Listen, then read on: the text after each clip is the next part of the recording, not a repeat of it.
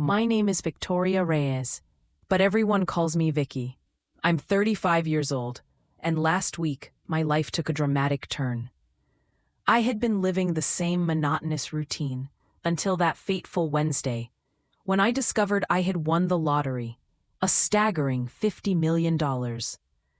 As I stared at the winning numbers on my ticket, disbelief washed over me. They matched perfectly, and suddenly everything changed.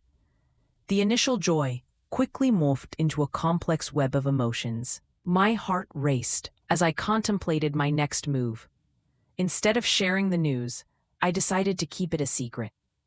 My family has always had a complicated relationship with money, and I feared that revealing my newfound fortune would only bring chaos and heartache. Before this unexpected windfall, life was straightforward yet challenging.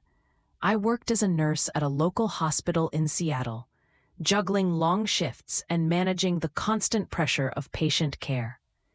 My apartment, a modest two-bedroom on the city's outskirts, was a sanctuary from the daily grind, but financially, I was always on the edge. Growing up, my family dynamics were far from simple. My parents, Robert and Linda Reyes, divorced when I was 15. My father, a retired Navy officer, moved to Florida and remarried a woman named Gloria, who had extravagant tastes and little patience for my father's modest pension. Meanwhile, my mother, a free-spirited artist, found companionship in Albert, a wealthy but frugal investment banker. I have two siblings. My younger sister, Sarah, 32, is the overachiever of the family. She married a tech entrepreneur, and they live in a luxurious penthouse downtown. Then there's my older brother, Ethan, 37, a charming but perpetually lost soul, drifting from one venture to another, always on the lookout for financial support from family members. The rest of my family tree is equally tangled. Aunt Beatrice, my mother's sister, is the epitome of sincerity. Despite her financial struggles as a public school teaching, she never fails to show up when it counts. Her apartment is a quaint haven filled with art and memories from her travels. On the opposite end of the spectrum is Aunt Vivian, my father's sister, who married a billionaire. She never misses a chance to remind everyone of her opulent lifestyle. Her son, my cousin Oliver, inherited her entitlement, but none of her fortune, struggling with a gambling problem that everyone seemed to ignore. My history with family financial assistance had left me wary. 4 years ago, Ethan needed $10,000 for a business venture that never materialized. I loaned him the money, which vanished along with his promises to repay. When Sarah's wedding expenses spiraled out of control, I contributed $3,000, only to be met with silence when I gently reminded her about repayment. The only confidant in my life who knew the full extent of my family's betrayals was my best friend, Julia. We met in college, and our friendship has been a steadfast anchor through life's storms. Julia, an architect, understood the struggles and complexities of family bonds without judgment, always offering sound advice when my spirits wavered. After my lottery win, I decided to test the waters before revealing my fortune. I concocted a plan to determine who genuinely cared for me without the influence of wealth. I would weave a tale of financial distress and observe who would come to my aid without knowing about the lottery win. I crafted a story. The hospital where I worked had unexpectedly closed due to financial mismanagement.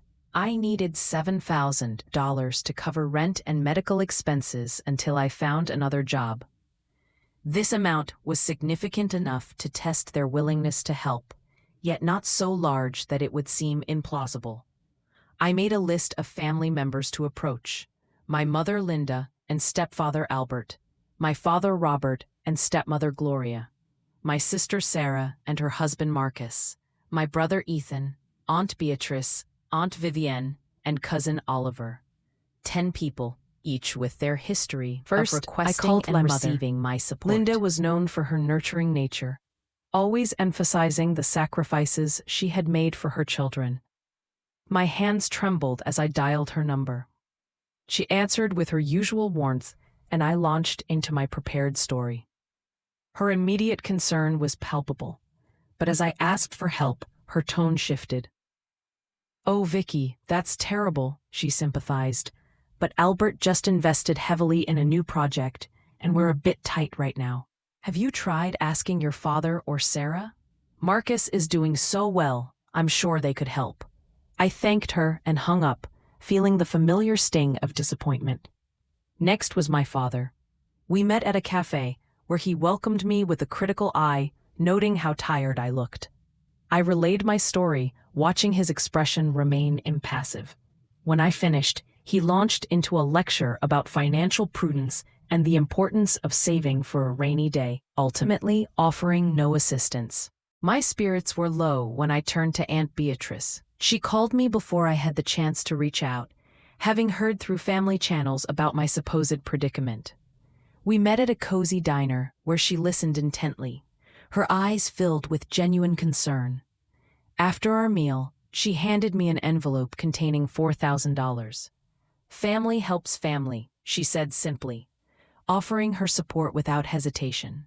Her generosity was overwhelming, especially knowing her own financial constraints. Armed with newfound clarity about my family's true nature, I decided to confront them.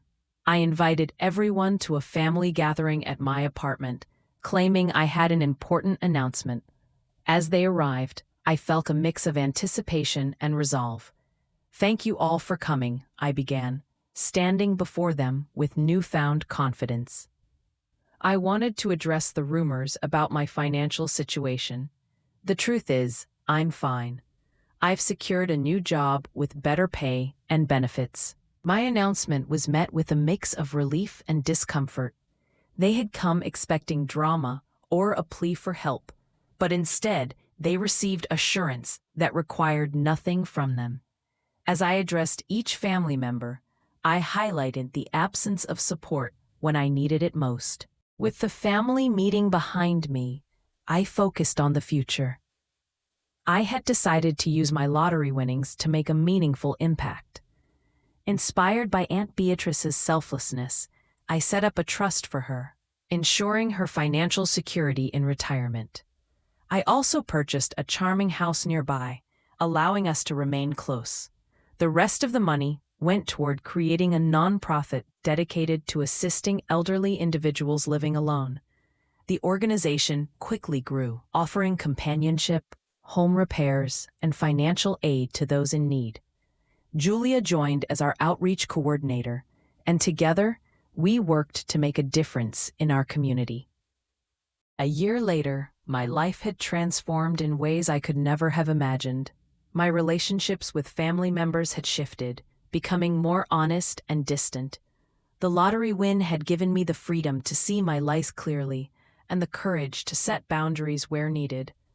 I had found peace in the knowledge that those who truly cared for me did not need to be bought or begged for support.